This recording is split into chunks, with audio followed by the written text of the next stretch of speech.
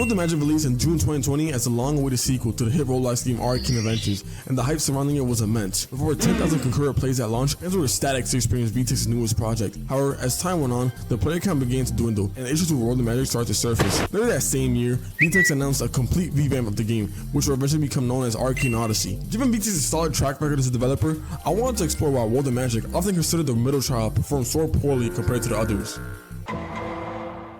Now we get sent to the abyss to start off, which is a great first impression. Man, where the fuck am I? We spawn in the middle of buttfuck nowhere, which isn't entirely a bad thing, making you take in the freedom of World of Magic. Now the biggest issue of World of Magic is you can't dash. Yes, you heard it right. For some reason you can't dash in this game, and it makes traveling 10 times longer and harder in the early game, which is so much fun. We get started on our first quest of the game, mark a bandit, and then do basic errands. You know, at first I thought this is the beginning of the game. Surely we get more complex quests later on. We don't. So yes, you just do these quests over and over again until you hit level 30. I get to do in problem with my friend Requiem. We were just having a blast playing Killer Bandit Simulator. After a while of this nonsense, Requiem explained perfectly what I wanted to do. Wait, look how much I love this game. Look how much I love this game. You looking? While grinding to level 30 to finally unlock somewhat of the main game, I get invited to a random party by Thanks Yes, Man. sir. I didn't think much of it because it was a pretty big party. Then I realized everyone left. I realized that people just add people to parties to free them from jail, which is pretty smart, not gonna lie. I free him and then I tag along with him, not realizing the adventures we will have. Thanks, man. Breaking you out that cage was the single best day of my life. Every day I spend with you becomes the best days of my entire life. I want us to look back on old age, pondering over all the memories we made. I choose you not just for the fleeting days, but for the years we'll build and raise. Thanks, man. All the kindness you showed me, the dangers you protect me from, and all the nurturing you done for me cannot go unaccounted for. You saved me countless times, and each time I admire you even more. I want the blooms of summer to remind me of the joyous times I spent with you on this earth. Thanks, man. I've fallen for you. There's no path I can walk if it's not without you. So thanks, man. Take my hand and let's ride into the sunset. But as fast as he came into my life was as fast as he disappeared. Now notice that I said the game actually starts once you hit level 30. Well, that was a fucking lie. The game just tasks you with hide and seek, man the beater, of legit just going around the map and just beating up NPCs. I don't know how anyone can find this remotely fun at all. It seems like the only way to have fun in this game is to do glitches, which I fucking sucked at, and just become super OP and just one-shot everything in the game. Now essentially the game is basically extinct, and its play race consists of me, people bored out their fucking mind actually proccing, and the level 10,000 flying at Mach 10, causing absolute destruction to everything and everyone around them. Now, I was looking to stop one of these lunatics and actually have a chat with them.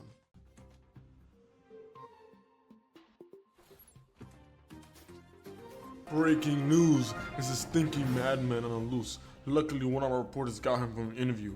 Let's see what he has to say. So, very simple. Why do you still play World of Magic? Arcane Odyssey is boring, and I cannot be asked of such a narrow-minded community.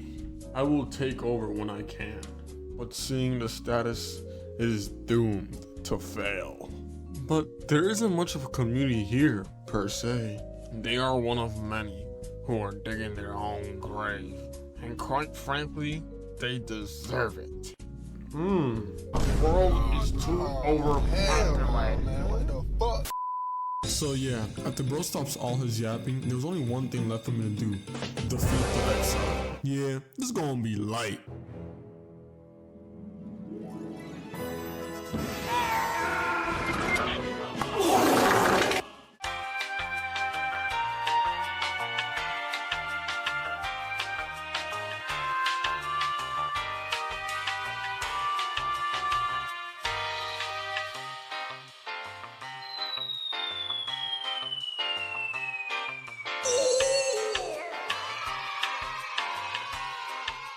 After we defeat this totally fair boss, legit, we get one final quest, to talk to the guy we've been chasing this whole quest line, Minotaur.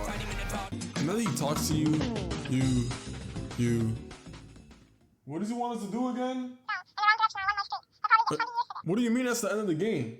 This shit's been up for 5 years. There's nowhere that's literally the whole fucking game. This is fucking bull.